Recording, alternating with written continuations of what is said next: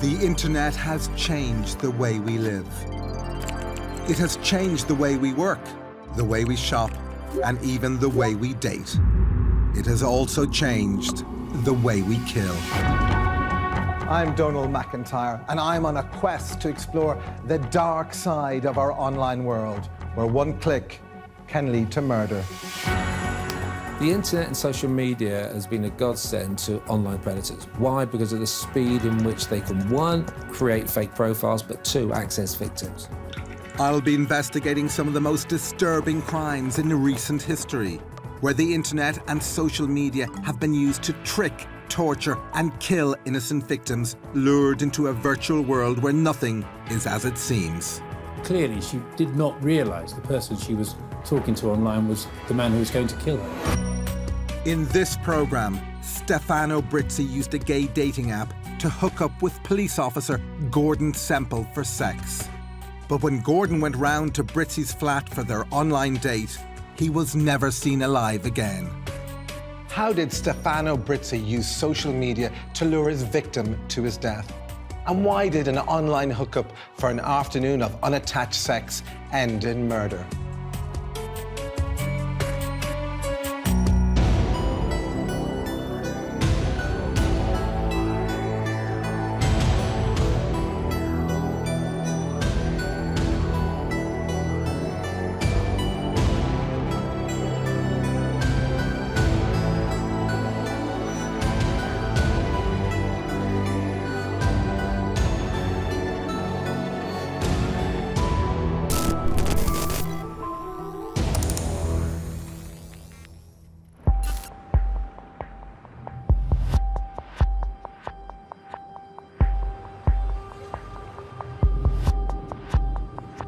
Nowadays, with the click of a button, we can have what we want when we want it, and that even applies to sex.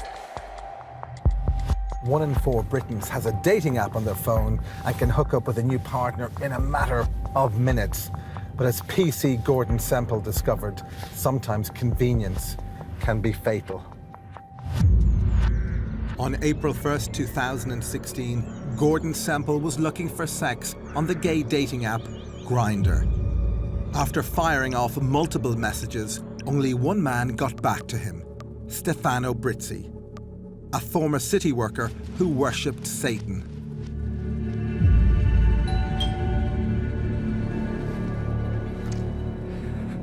He invited Gordon to his flat, and the pair played kinky sex games.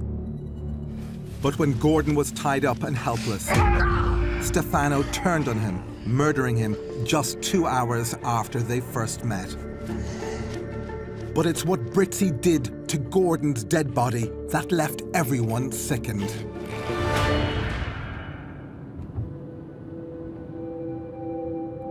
I'm on my way to central London, where PC Gordon Semple worked and died, and I want to understand why a respectable police officer would put his entire safety on the line for an afternoon of sex with a total stranger, for a deadly hookup that would cost him his life. On the surface, PC Semple looked like he had it all. A supportive family, a long-term partner of 25 years, and he was well liked by everyone who knew him. Gordon worked with his colleagues here at Westminster City Hall, where he was a senior officer in the antisocial behavioural unit. He'd been in the police for over 30 years and was widely regarded by colleagues as a caring, gentle and quiet man. Gordon was a soft, sort of like a sort of teddy bear in a way. He was a very gentle speaker. I'd often say to him, "Speak up, Gordon, I can't hear you." He whispered, he always whispered. Everything was like a secret. He spoke more about his family, I think, than about himself ever. He would always tell me about going back up north and seeing his family in Scotland. Just a very kind gentleman. The community of Belgravia loved Gordon. They loved his sense of humour. They would all ask for Gordon by name. They knew him well and they trusted him. I think Gordon was seen as like a dad or a brother, elder brother in some ways. You went to Gordon for advice. But Gordon Semple was not all he seemed to be. He had a voracious appetite for sex and a way of acquiring it, totally unknown to his loved ones. Away from family and from work, he was an avid user of the online dating app Grindr, an app for gay men seeking casual sex 24/7. On Friday, the 1st of April 2016, after lunch with an old friend in central London, not too far from around here, Gordon signed on to Grindr, seeking casual sex with a stranger instead of returning to work.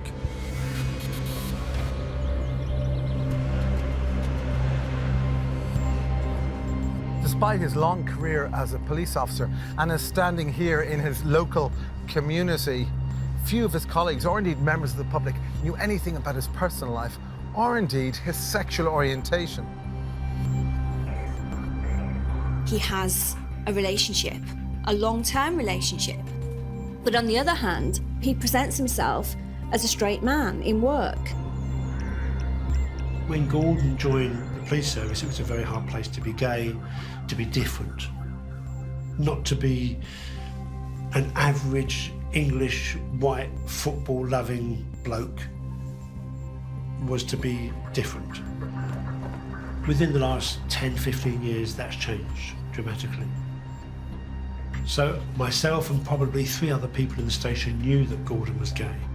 I think as my role as an LGBT liaison officer dealing with gay, lesbian, bisexual, transgender issues, he knew that I was safe to talk to. I've come to meet author Matt Todd, who was the editor of the UK's top-selling gay magazine for 8 years. He's been researching cases like Gordon's, exploring why even today, revealing your sexuality can have serious consequences. I don't think it's massively unusual that someone would not be out at work. I think there was a recent survey that said only 45% of LGBT people were completely out at work, and I think sometimes people feel that there is prejudice in the workplace, but I think sometimes people feel a certain shame about being gay, because it is, even though the world has changed, the world is still quite hostile to LGBT people. And also remember that, you know, he was an older man, he would have grown up through this time where you could actually be fired for being openly gay, you know, at work. So I think people do feel a lot of shame, and so it doesn't. I mean, it's shocking and it's upsetting, but it's not massively surprising. And PC Semple was clearly very good at keeping secrets. Gordon's long-term partner had no idea he was a regular user of Grindr. With just the push of a button, he could search for potential partners nearby to hook up with for sex. Different codes on their profile denoted what kind of sex they were into. People were very certain about what they were interested in. So some people wanted to be dominant, and there was a whole vocabulary around that. Some people wanted to be subservient, and there was a vocabulary around that. And it's clear from looking at Gordon's Grindr messages, he wanted to be dominated by another man. That shocked me, because if anything, I would have expected it to be the other way around. Although he was very softly spoken, he held a power within him, and I would have expected it to be him being the master. Gordon was able to use the dating apps to locate men who could dominate him, all the while keeping his fetish hidden from those closest to him. His partner was unaware of his online life, but certainly by all accounts, their real-world relationship was perfectly normal and harmonious. This shows that individuals like Gordon Semple are able to live multiple lives in both the online and the real world. In April 2016, Gordon was spending a significant amount of time on Grindr, and being at work didn't stop him using the app. During his shift here in central London on April 1st, Gordon was already canvassing sex partners on Grindr from 10:27 that morning. By 2:06, he'd already messaged 3 users, telling one that he was looking for a hot, dirty, sleazy session, and another that he was looking for no-strings-attached sex now. The next message, the 4th, he would send just a minute later, would be the fateful one. It was also the first he would receive a successful reply to.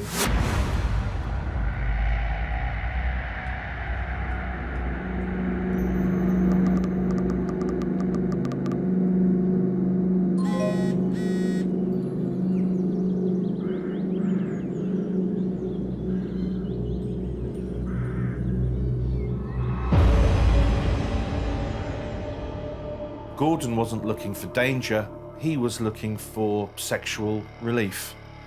The problem in Gordon's case is that he was desperate. He needed sex there and then that afternoon. He'd had many successful meetups with different people and it hadn't led to anything disastrous happening. I think it gave him a false sense of confidence that it would all be okay. He was putting himself in a vulnerable position. He was willing to take chances that he might not ordinarily take because he had urges that he needed to satisfy. On April 1st, 2016, PC Gordon Semple used the gay dating app Grindr to hook up for sex with a total stranger, former city worker Stefano Brizzi. It's a decision that would prove to be fatal. It's really interesting to see that these two men with apparently very little in common would want to have sex together. But when you look at their online interactions on Grindr, it seems that being available for sex right now was the only encouragement they needed. Gordon signed on to Grindr on Friday, the 1st of April, and sent out multiple messages looking for no-strings-attached sex. He had no idea where his hookups that day would lead.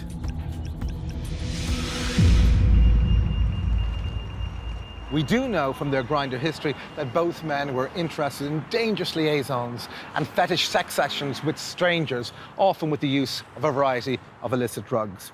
But when they connected on that fateful Friday afternoon, what do they really know about each other? Who was Brizzi? What kind of man was he? Brizzi was born in Italy and came to the UK later on in his life, but we know for him that his religious upbringing clearly had a marked and significant impact on how he viewed his sexuality. Brizzi would have grown up thinking that if people knew the real him, they wouldn't love him, they wouldn't respect him, they would think he was dirty, they would think he was sinful, they would think, as he said himself, that he was from Satan. And in the early 2000s, one event enforced Brizzi's own belief that he was evil. Brizzi was diagnosed with HIV. He saw this almost as if it was punishment handed down from God on high. Having a Catholic upbringing in Italy, Brizzi felt his homosexuality made him sinful. So in 2012, he moved to liberal London looking for a fresh start. When Brizzi first came to London, he was not that dissimilar to Gordon. He was passionate about his career and had a very well-paid job as a developer with Morgan Stanley. However, the newfound freedom he found amongst the London gay community and also the explosion in dating apps led him into a habit of casual sex and also a dangerous addiction to crystal meth.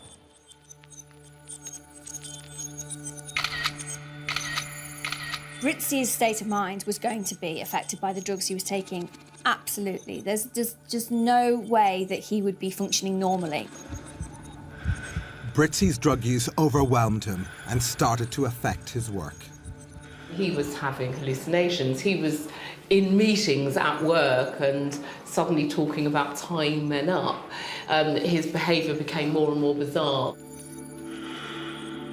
Brizzi was realising that his addiction was getting out of hand, and he attended a self-help group for crystal meth. Within the sanctuary of the group, Brizzi shared alarming details of his private life.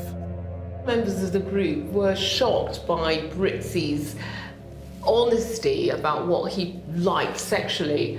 I mean, he was talking about people tying people up and being very violent with people, and they just found him bizarre. Despite attending the self-help group, Brizzi's drug addiction spiraled out of control. I think the point that Brizzi lost his job is really critical in his downfall. He's taking more and more drugs. He's on Grindr all the time. Morning, afternoon, night. It's part of his life. Grindr has over 2 million worldwide active users every day and can be accessed from anywhere, home, work, even a local cafe. One of the most fascinating aspects of this app for me is just simply how easy it all is. The search, the sign up to sex, it can all be done in just a matter of minutes, and all without anybody realizing who anybody else is. So I'm going to try and sign up to one of these accounts and to see how anonymous I can be here and now to arrange a hookup, or in the case of Britzy, to find the victim to murder. I've just put in a bogus email address, but one I'm connected to. I've put in my password, my date of birth. I'll declare myself 20. How about that? And off I go. I've set up my profile, and it's taken just 40 seconds for me to receive my first messages from strangers nearby offering me sex.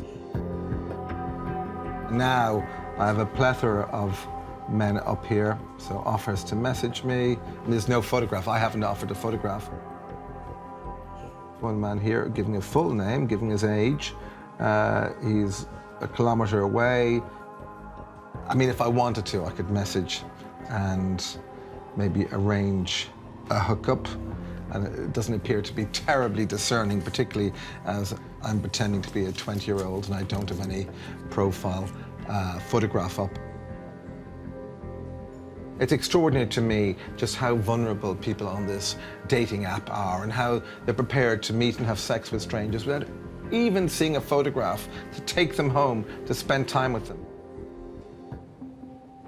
Many users seem to accept their vulnerability because the dating app offers so many rewards.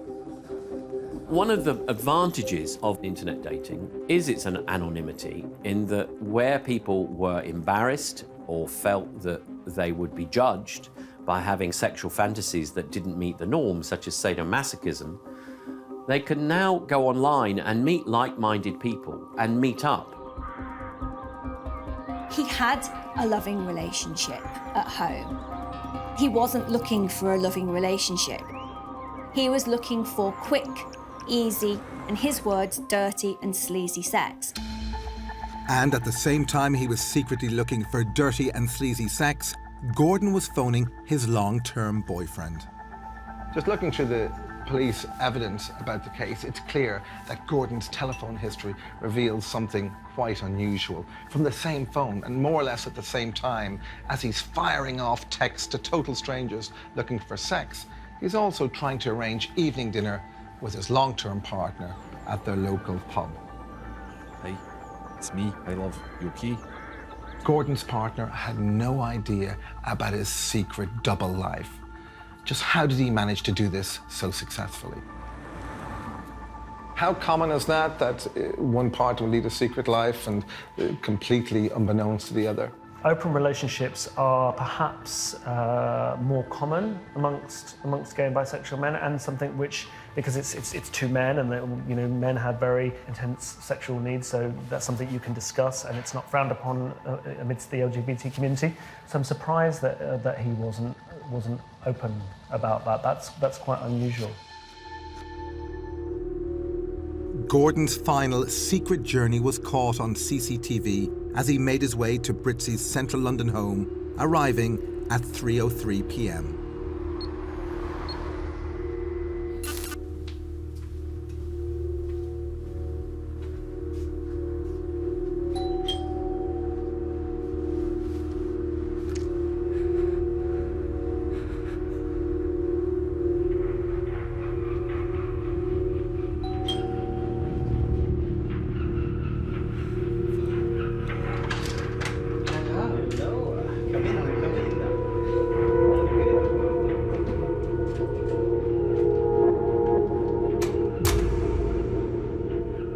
From this point, there's no online activity for an hour.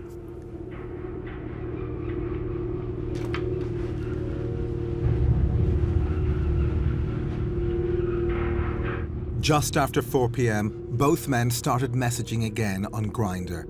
They wanted to set up a sex party. These apps where people can meet up with strangers instantly, if they want to, are obviously creating a landscape where people like Britzy can very, very easily have access to a victim.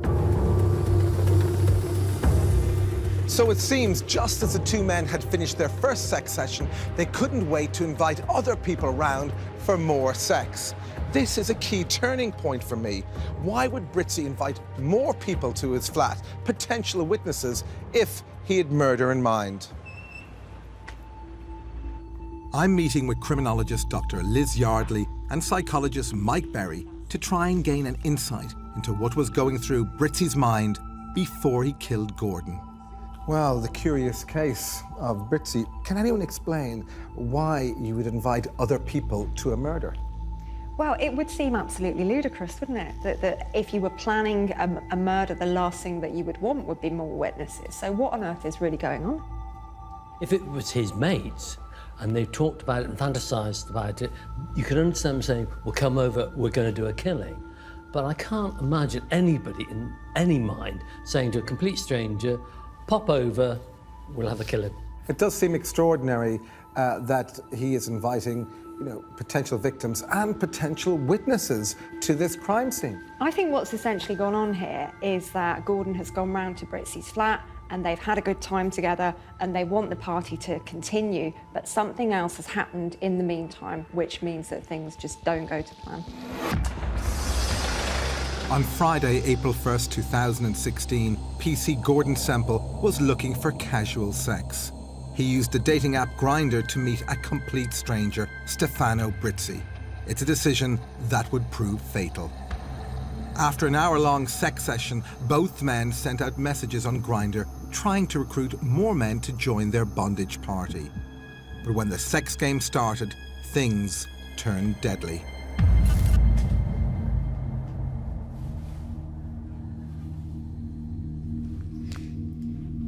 Gordon was happy. He was telling people how, good looking this guy is Italian, come round, let's have fun.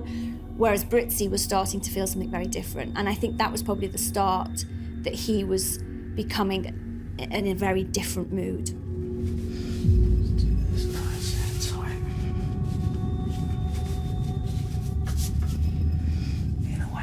When Gordon turned up, I think he wasn't what Britzi was expecting. I don't think he was into it as much as he thought he would be. So I think he was quite passive-aggressive at that point. But on this occasion, it left him helpless in Britzi's hands.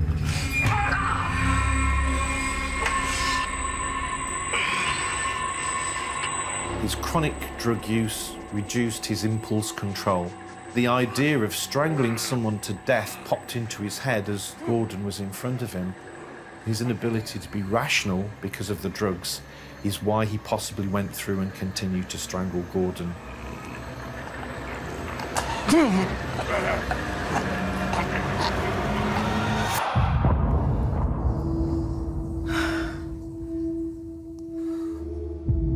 Britzi is in his apartment. He has a dead man in the bedroom.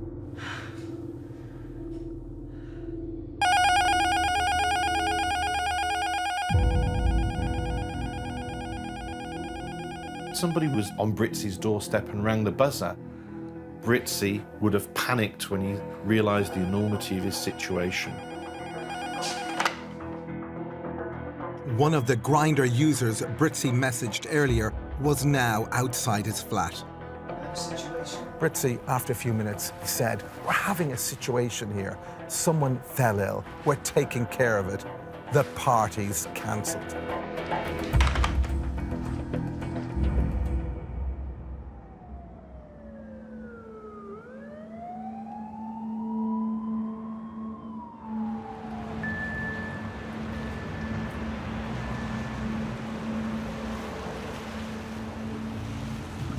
Later that night, Gordon's partner reported him missing. But as he didn't know he was on Grindr, he never thought to look there, and nor did the police.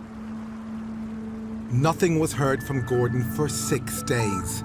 It was entirely uncharacteristic of him to vanish without trace, and his loved ones were beside themselves with worry. On the 7th of April, almost a week after the murder, neighbours here, though, reported a foul-smelling stench emanating from around Britzi's flat. Neighbour Martin Harris lived in the same apartment block as Britzi and remembers the distinctive smell. God, it was terrible. Terrible. It smells sweet. and then you get an acid, like a citrus smell. And once it's up here, you'll never forget it. And I thought to myself, this ain't wrong here. Martin Harris was so concerned about the odour that he went to see Britzy. It looked like he just got out of bed. He didn't show any panic, nothing. Cool as a cucumber. What smell? And he went, no problem, he said, I'm cooking for a friend. There were nothing in his eyes that would have said to you that there's a dead body in the bath.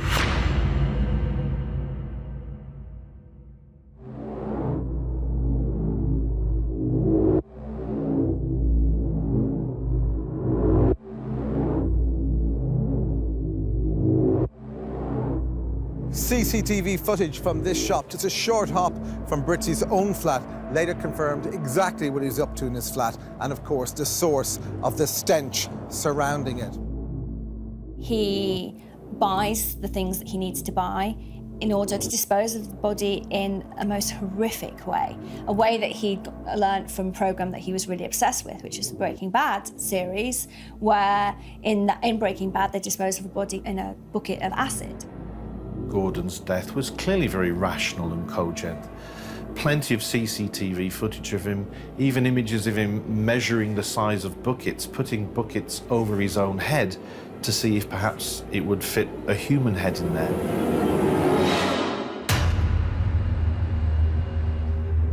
Having bought all the tools he needed and inspired by the TV series Breaking Bad, Britzy returned to his flat and commenced the grisly task of cutting up Gordon's corpse. Clearly, we have a man who is further along the psychopathic spectrum. He's not frightened of the consequences. He's not frightened of dealing with a dead body. This man is not somebody who's thinking like the ordinary person at all.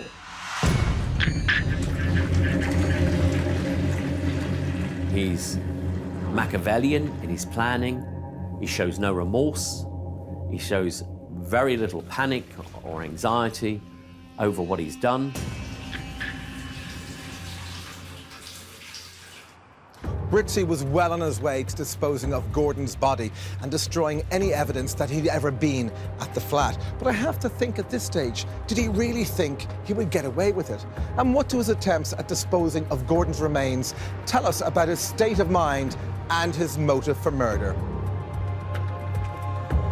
I hope experts Dr. Elizabeth Yardley and Mike Berry can help me better understand the evil lurking within Britzy. So why do we think Britzy killed Gordon Semple?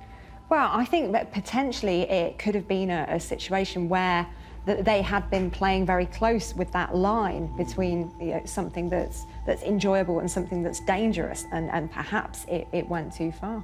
So what do you think his attempts to dispose of the body says of Britzy?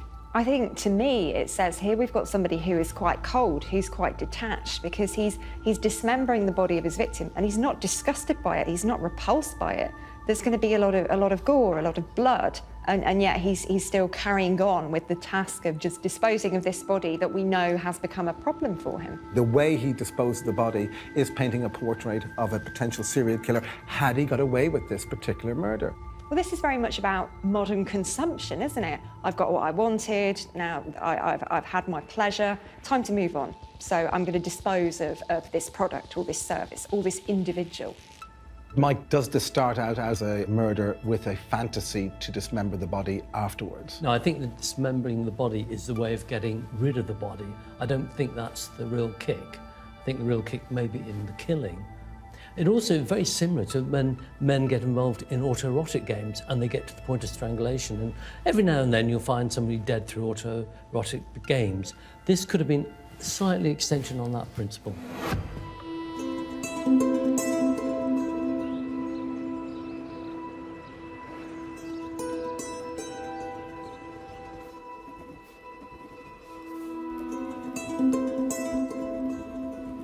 By When Stefano Brizzi killed PC Gordon Semple at his London flat after connecting on the gay dating app Grindr in April 2016, he thought he could get away with murder. Brizzi attempted to dispose of Gordon's body in the days after the killing by cutting up the corpse and dissolving it in acid. But with the smell of rotting flesh filling Brizzi's apartment block, police were alerted.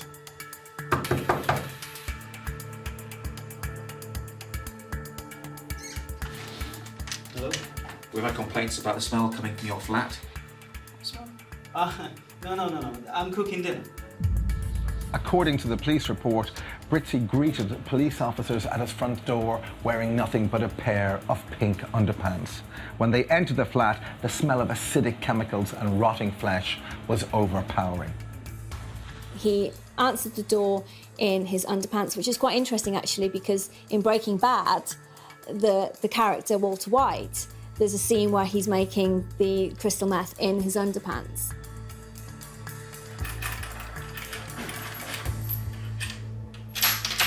Thank you, sir. You can come back.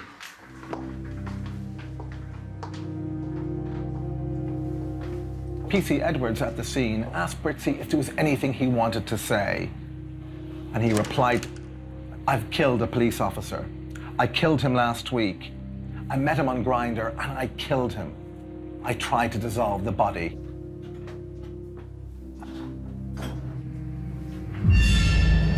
What they saw, I suspect, will live with them for the rest of their lives. It was an absolute scene of carnage. It was a truly horrible sight. There were bin bags with body parts and parts of the carcass in the bin bags. There were buckets full of substances that the police would not have been able to tell straight away what that was. And it was clear that something very nasty had happened in this flat. Brizzi had also tried to dispose of parts of Gordon's body in the River Thames. Forgive me if I have sinned. My last confession was 8 years ago. Bizarrely, he said that when he threw some of those body parts into the river, he said a small prayer because he felt it would be a nice way to make a funeral on the River Thames. It just shows that somebody who'd murdered somebody at the same time was trying to do the right thing.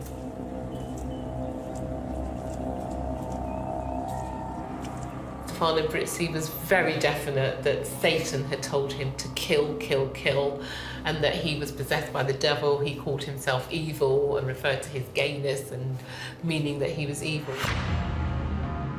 Following their gruesome discovery, the officers took Brizzi to the police station to be questioned. Is there anything you can tell me about what you did between the 1st and the 7th, before you were arrested?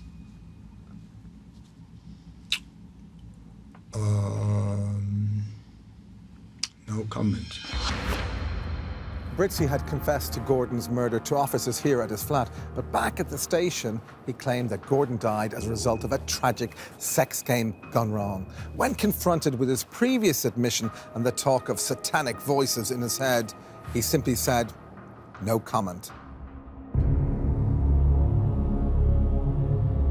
Brizzi didn't want to go to prison. It would frustrate his life. If he changed his story to go for sex game gone wrong, that would mean probably no jail time for an accident. But there's clear evidence this was no accident, but a conscious choice to kill. If you are going to strangle somebody, you can actually make somebody unconscious within 20 seconds, maybe 15 or 20 seconds. If you stop strangling them at that point, they're going to come round and they're going to survive.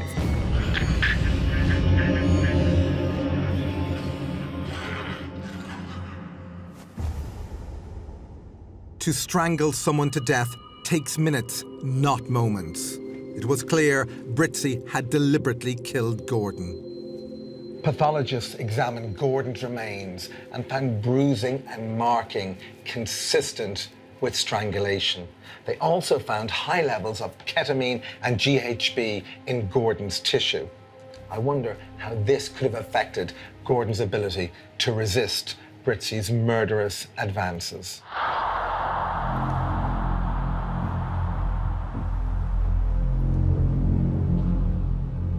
They would have a profound effect on him.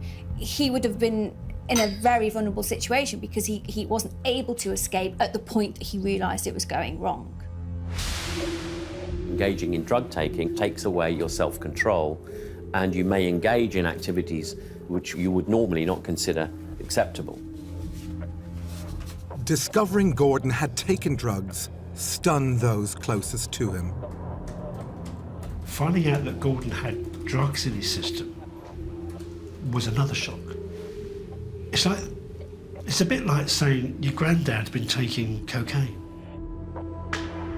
I also think that the amount of drugs taken were certainly going to have an effect on Britsy in the way that he was thinking. He'd been taking many drugs over the last few days. He hadn't had much sleep. So he would have been in quite a disturbed frame of mind at the time.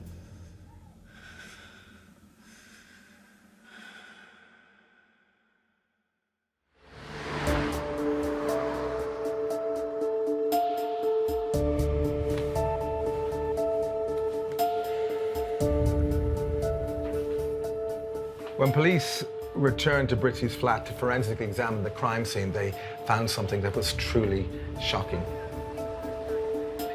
I don't think anything can prepare any human for this, because it goes into such uncharted ground. The whole thing is almost a fantasy, it's peculiar.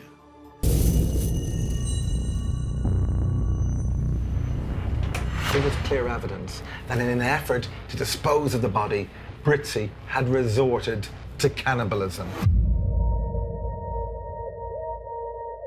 There were bite marks on Gordon Semple's ribs, and of course there was DNA evidence on the chopsticks. So from that, the prosecution surmised that Stefano Britzy had almost certainly taken part in some sort of cannibalism and eaten parts of Gordon Semple's body. Cannibalism is one of the most evil acts we can engage in. For some people, that's one of the most grotesque human acts possible. Britsy probably felt this is what you have to do if you're a Satanist, and he was just ticking the boxes from his satanic Bible of what he felt he needed to do because his life had so little in it. The detail of the cannibalism, of the dissolving of the body, of the chopping up of the body was shocking. This was a human being we were talking about. He was someone's brother, he was someone's son, he was someone's lover, and it was shocking to hear what had been done to his remains.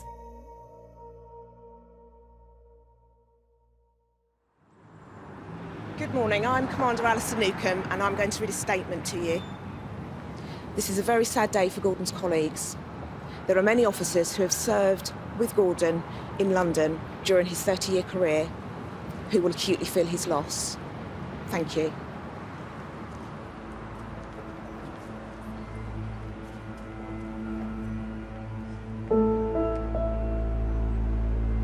Britsy appeared before the jury at the Old Bailey, charged with murder, an accusation he denied. Stefano Britzy was one of the coolest people I've ever witnessed in court. He was very, very calm, and there was no sense of emotion or reaction to anything that was being said. Despite his pleas of innocence, Britsy was found guilty on all counts. On December 12, 2016, he was sentenced to life imprisonment and ordered to serve a minimum of 24 years in jail. I don't think there's any doubt at all that Britsy would have gone on to kill other people. And he was too comfortable with violence, too comfortable with bodies, too comfortable with the sexual assaults. He wouldn't have stopped.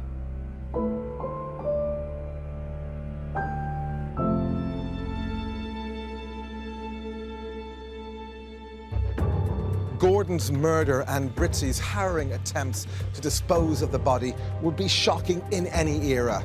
There can be little doubt that without their connection through a dating app, that PC Gordon Semple would still be alive today.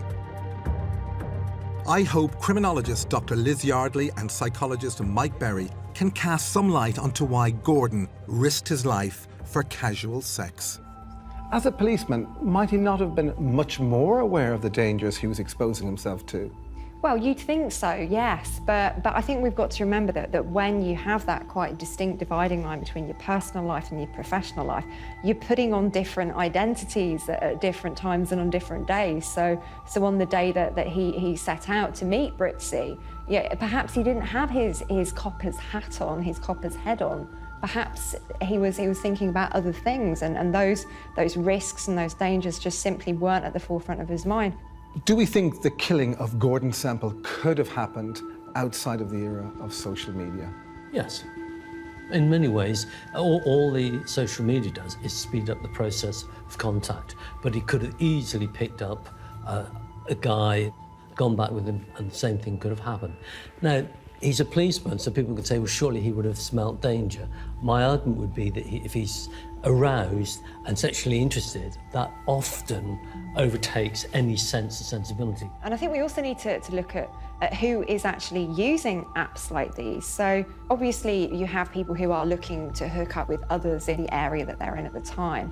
But are some of these people vulnerable people who aren't going to be missed? And as criminologists, we call them the missing.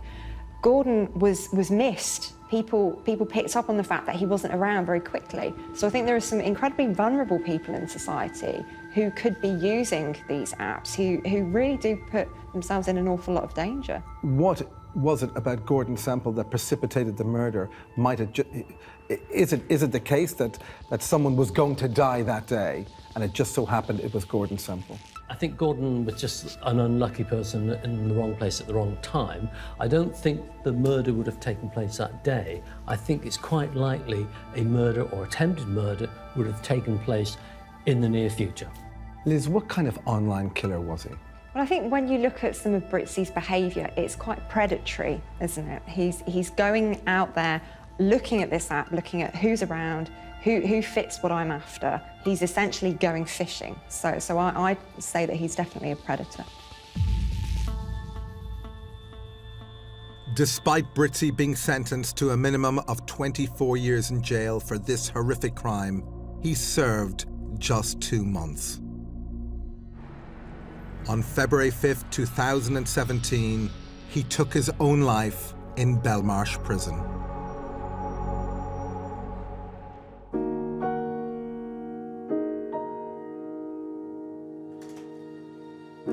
When I heard that Britzy had committed suicide, I wasn't in the slightest bit surprised. I expected him to. And although he won't suffer prison, if prison is anything to suffer, I don't care. I don't care about him. I don't care about anything about him, really. I don't have a feeling in particular about him. I'm still cold, and I think I'm still cold about Britzy, and I don't think I've yet felt an emotion quite yet. Perhaps later on in life I will, when the police officer has gone from me.